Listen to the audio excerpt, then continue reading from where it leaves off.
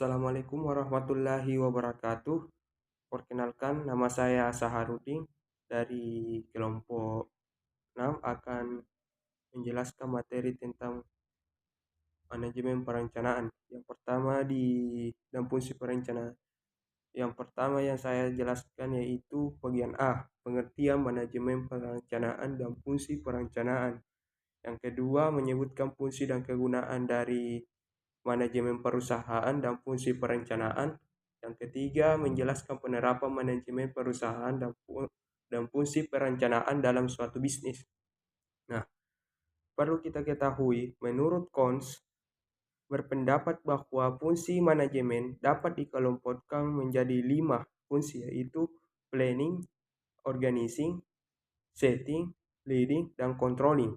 Nah, fungsi-fungsi manajemen yang pertama adalah planning atau perencanaan. Perencanaan adalah suatu proses pengembangan tujuan-tujuan perusahaan serta memilih serangkaian tindakan untuk mencapai tujuan-tujuan tersebut. Yang kedua, organizing atau pengorganisasian. Pengorganisasian adalah suatu proses di mana karyawan dan pekerjaannya dihubungkan satu sama lain untuk mencapai tujuan perusahaan.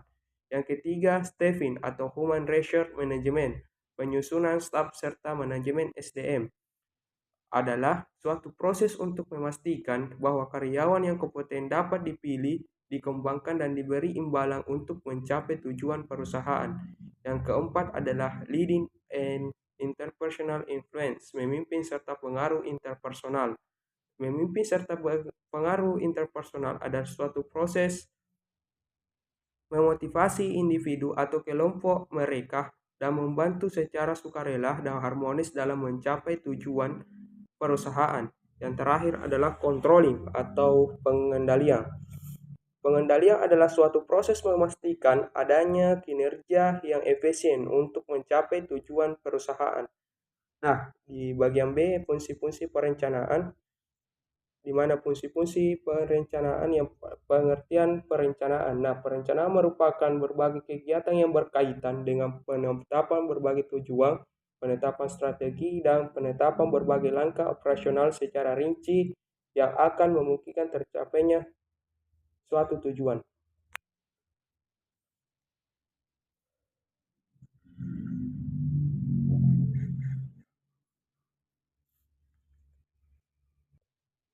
Hierarki perencanaan. Kegiatan perencanaan mencakup di dalamnya kegiatan-kegiatan yang berkaitan dengan proses penetapan tujuan. Menurut Kons 1998, menggambarkan perencanaan sebuah hierarki yang mencakup visi misi, tujuan, sasaran, strategi, kebijakan, prosedur, aturan, program, dan anggaran.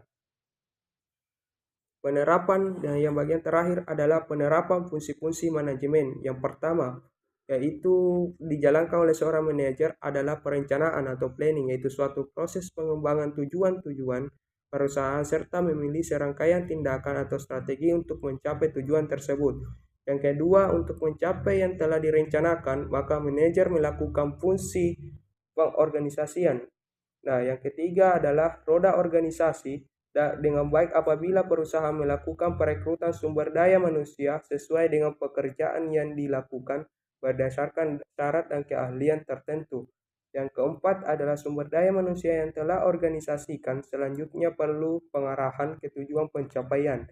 Untuk itu manajer harus melakukan peran-perannya. Yang pertama, seorang manajer harus mempunyai peran sebagai interpersonal roles. Artinya dari interaksi ini akan muncul sifat-sifat interpersonal. Roles dalam ketiga peran yaitu figure head role, leader role, and listen role. Yang kedua, decision role. Para manajer akan memiliki nilai guna apabila informasi tersebut digunakan pada saat manajer mengambil keputusan. Yang ketiga itu informal role, status dan wewenang formal yang dimiliki oleh seorang manajer memungkinkan memperoleh informasi yang lebih luas antara lain karena adanya bawahan yang harus melaporkan setiap perkembangan perusahaan kepada manajer tersebut. Selain itu, seorang manajer juga harus mempunyai keahlian. Yang pertama yaitu technical skill, human skill, dan conceptual skill. Yang pengelolaan berbagai sumber daya organisasi. Nah, pengelolaan sumber daya organisasi ada dua, yaitu modal keuangan atau kapital. Biasanya suatu perusahaan atau organisasi memperoleh modal melalui para investor maupun pinjaman dari bank. Yang kedua, bahan baku atau material. Dalam konsep rantai nilai, bahan baku suatu industri merupakan bagian yang tidak terpisahkan dari keseluruhan nilai dari suatu produk yang dapat ditawarkan oleh perusahaan kepada konsumen. Nah, yang terakhir atau sumber daya manusia dengan berbagai keahlian yang dimilikinya sebagai dibutuhkan dalam pencapaian tujuan organisasi. Nah, di sini juga ada beberapa peran-peran yang perlu kita perhatikan, yaitu mesin-mesin peralatan. Nah, industri tekstil Indonesia saat ini tidak bisa bersaing dengan industri tekstil Tiongkok di pasaran internasional. Yang kedua adalah teknologi. Teknologi merupakan pemicu terjadinya perubahan. Hadirnya teknologi baru dapat mengubah peta persaingan usaha ke suatu wilayah persaingan. Yang terakhir adalah pasar. Kelangsungan hidup perusahaan sangat ditentukan oleh diterima tidaknya produk yang ditawarkan perusahaan oleh konsumen. Nah, itulah materi dari kelompok kami atau kelompok 6 yang dibacakan oleh Sahar. Lebih dan kurangnya mohon dimaafkan apabila ada kesalahan kata. Saya ucapkan minta maaf. Sekian, wassalamualaikum warahmatullahi wabarakatuh.